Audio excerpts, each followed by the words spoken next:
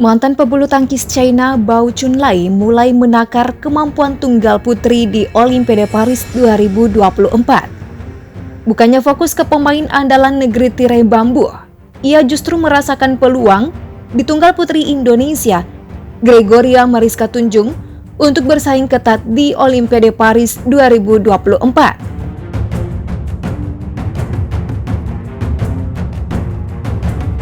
Bao Chunlai menilai wakil Indonesia ini sebagai kuda hitam yang patut diwaspadai. Beberapa tunggal putri lainnya juga diprediksi bakalan merepotkan. Sebut saja Ratchanok Intanon hingga He Bingjiao. Georgie pernah tampil pada edisi Olimpiade sebelumnya. Kala itu pebulu tangkis asal Wonogiri ini menunjukkan performa yang cukup bagus pada babak grup. Dua kemenangan membawanya lolos ke babak 16 besar. Ya, meskipun akhirnya ia terhenti di babak 16 besar, usai dikandaskan oleh pemain unggulan Thailand Ratchanok Intanon secara straight game dengan skor 12-21, 19-21. Mariska, Ratchanok Intanon, He Bingjiao juga kuat, serta punya peluang untuk memperebutkan medali emas. Tetapi itu semua tergantung mereka bisa stabil atau tidak. Nah, selain pemain kuda hitam sektor tunggal putri yang telah disebutkan Bao Chunlai, 4 tunggal putri yang jadi utama juga turut disoroti. Chen Yufei tentu saja tak lupa disebutkan sebagai pemain andalan China. Namun yang menarik, ia justru menjagokan Tai Tzu-ying. Sayangnya performa sang jagoan sedang dalam kondisi tidak stabil. Chen Yufei, An Seong, Akane Yamaguchi, Marin.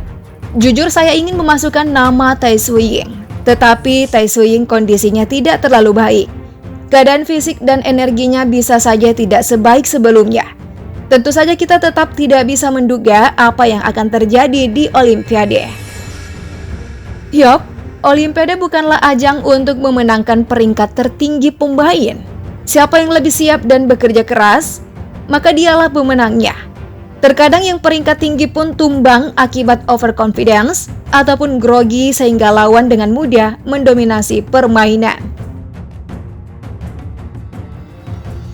Tak heran jika fokus Georgie benar-benar tertuju ke Olimpiade 2024.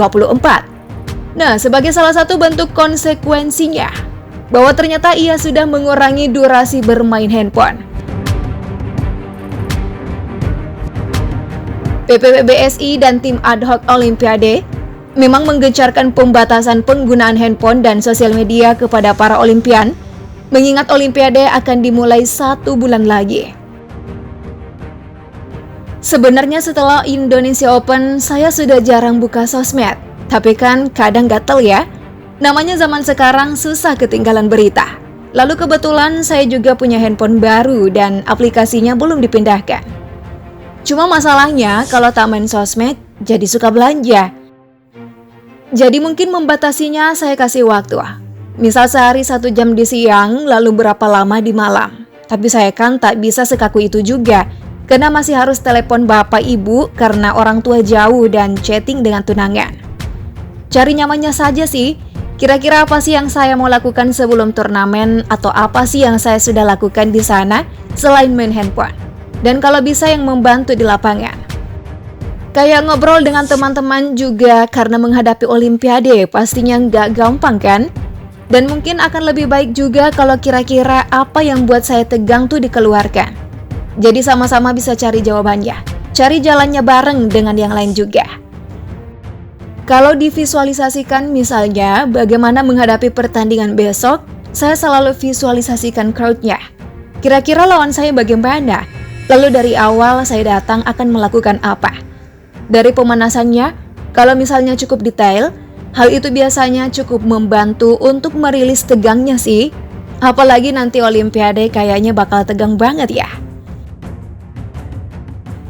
Georgie tak lupa menyebut sang kekasih Mika Angelo akan berangkat ke Prancis untuk menemaninya mentas di ajang Olimpiade Paris 2024. Wow, pastinya lebih bersemangat lagi dong ya ketika bertanding.